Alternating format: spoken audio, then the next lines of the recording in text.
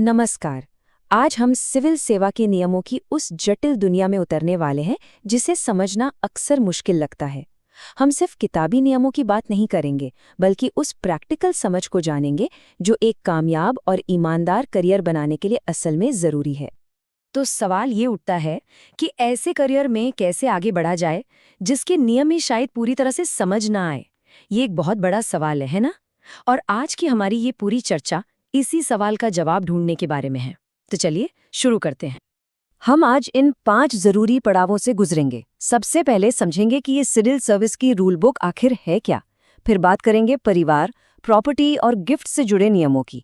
इसके बाद आएगा आपका एनुअल रिपोर्ट कार्ड यानी सीआर, और अगर उसमें कुछ गलत लिखा हो तो उसे चुनौती कैसे दें। और आखिर में सबसे जरूरी बात, आपका सबसे बड़ा बचाव क्या है। तो सबसे पहले बात करते हैं उस बुनियाद की जिस पर पूरा करियर टिका होता है। ये नियम खासतौर पर Chhattisgarh civil service conduct rules का रूल नंबर 3 सिर्फ पाबंदियों के लिए नहीं है। असल में ये ईमानदारी और काम के प्रति लगन बनाए रखने का एक फ्रेमवर्क है। देखिए, ये 4 लाइनें कितनी सीधी सादी लगती हैं, लेकिन यही वो सिद्धांत हैं जो एक सरकारी कर्मचारी के हर एक्शन को गाइड करते हैं। ये सिर्फ शब्द नहीं है, बल्कि एक तरह से नैतिक कंपास हैं। चलिए अब उन चीजों पर आते हैं जहां असल उलझनें शुरू होती हैं। ये वो एरिया है जहां अधिकारी सबसे ज्यादा फंसते हैं, और इसकी शुरुआत एक बहुत ही दिलचस्प और पेचीदा सवाल से होती है। आखिर नियमों के हिसाब से परिवार है कौन? यहाँ पर सारा खेल इस एक फ्रेज का है, पूरी तरह से निर्भर। इस शब्द को अक्सर लोग गलत समझ लेते हैं और बस यहीं से कई सारी परेशानियों की जड़ शुरू हो जाती है। देखिए, ये उदाहरण बहुत अच्छे से समझाते हैं कि किसी की आर्थिक मदद करना और किसी का कानूनी तौर पर निर्भर होना, ये 2 बिल्कुल अलग अलग बातें हैं। मान लीजिए कोई अपने भाई को साथ रखकर पढ़ा रहा है, सारा खर्चा भी उठा रहा है, तो भी नियमों के हिसाब से वो भाई अपने पिता के परिवार का ही सदस्य माना जाएगा, उस सरकारी अधिकारी का आश्रित नहीं। ये एक बहुत बारीक बात है। अब आते हैं प्रॉपर्टी डिक्लेरेशन पर। ये एक ऐसी आम लेकिन बहुत ही खतरनाक गलती है जो कई अधिकारी हर साल कर बैठते हैं। ये बात भले ही मजाकिया लहजे में कही गई हो, लेकिन इसमें एक बहुत गंभीर चेतावनी छुपी है। लोग सोचते हैं कि चलो हर साल प्रॉपर्टी की कीमत 10% बढ़ाकर दिखा देते हैं, लेकिन ऐसा करने से आप बिना वजह टैक्स डिपार्टमेंट की नज़रों में आ सकते हैं। इस बात को और अच्छे से समझने के लिए आइए राम प्रकाश भगत की कहानी सुनते हैं। ये कहानी बताती है कि कैसे एक छोटी सी भूल के कितने बड़े नतीजे हो सकते हैं। जरा सोचिए, साल 2022 में 15 लाख की जमीन खरीदी और उसे रिपोर्ट करना भूल गए। बस इतनी सी बात। लेकिन 20 साल बाद जब 2042 में एसीबी का छापा पड़ा, तो वही जमीन 1.5 करोड़ की हो चुकी थी और पूरी जांच का सेंटर पॉइंट बन गई। इससे साफ पता चलता है कि डॉक्यूमेंटेशन की कितनी ज्यादा अहमियत है। अब बात करते हैं गिफ्ट्स की।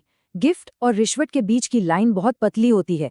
ये जानना बहुत जरूरी है कि कौन सा तोहफा एक सामाजिक व्यवहार है और किस तोहफे के लिए आपको सरकार से परमिशन लेनी पड़ेगी। यहाँ तक कि शादी ब्याह में करीबी रिश्तेदारों से मिले महंगे गिफ्ट्स की जानकारी देना भी जरूरी होता है। तो अब आते हैं एक बहुत ही नाजुक और जरूरी दस्तावेज पर, कॉन्फिडेंशियल रिपोर्ट यानी सीआर। इसे सिर्फ एक सालाना फॉर्मेलिटी मत समझिए, ये आपके प्रमोशन और पोस्टिंग की चाबी है। तो होता ये है कि आपकी सीआर एक सफर पर निकलती है। सबसे पहले आप खुद अपना काम बताते हैं, फिर आपके बॉस, फिर उनके बॉस, और आखिर में सबसे बड़े अधिकारी की मोहर लगती है। हर लेवल पर आपके काम को परखा जाता है। अब जरा इस लाइन पे गौर कीजिए। सुनने में तो ये बहुत मामूली सी बात लगती है ना, कि थोड़ा और इंटरेस्ट लिया होता तो रेवेन्यू और बढ़ जाता। पर नहीं, प्रशासनिक दुनिया में यही लाइन एक एडवर्स रिमार्क है, एक ऐसी टिप्पणी जो किसी का प्रमोशन तक रोक सकती है। इससे पता चलता है कि कॉन्फिडेंशियल रिपोर्ट में लिखे एक एक शब्द की कितनी अहमियत होती है। तो सवाल ये है कि अगर किसी की सीआर में ऐसी कोई गलत या भेदभाव भरी बात लिख दी जाए तो क्या किया जा सकता है? अच्छी बात यह है कि हाँ, इसके खिलाफ आवाज उठाने का, इसे चुनौती देने का एक ऑफिशियल तरीका मौजूद है। तो इसमें सबसे जरूरी बात क्या है कि आपके पास अपनी बात रखने के लिए पूरे 3 महीने का वक्त होता है। ये एक फॉर्मल प्रक्रिया है। अगर आपके तर्क में दम है तो उस गलत टिप्पणी को रिकॉर्ड से हटाया भी जा सकता है।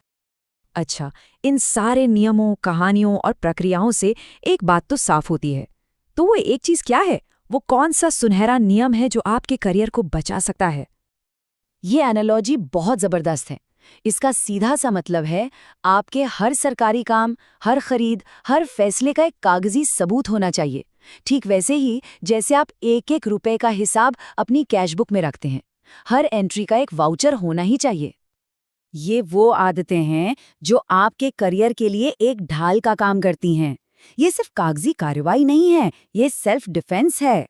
हर छोटी बड़ी प्रॉपर्टी की जानकारी देना, मिले हुए गिफ्ट्स के बारे में बताना, हर कागज की कॉपी रखना, ये आदतें आपको भविष्य की किसी भी मुसीबत से बचा सकती हैं। और हम आपको इसी एक सवाल के साथ छोड़कर जा रहे हैं।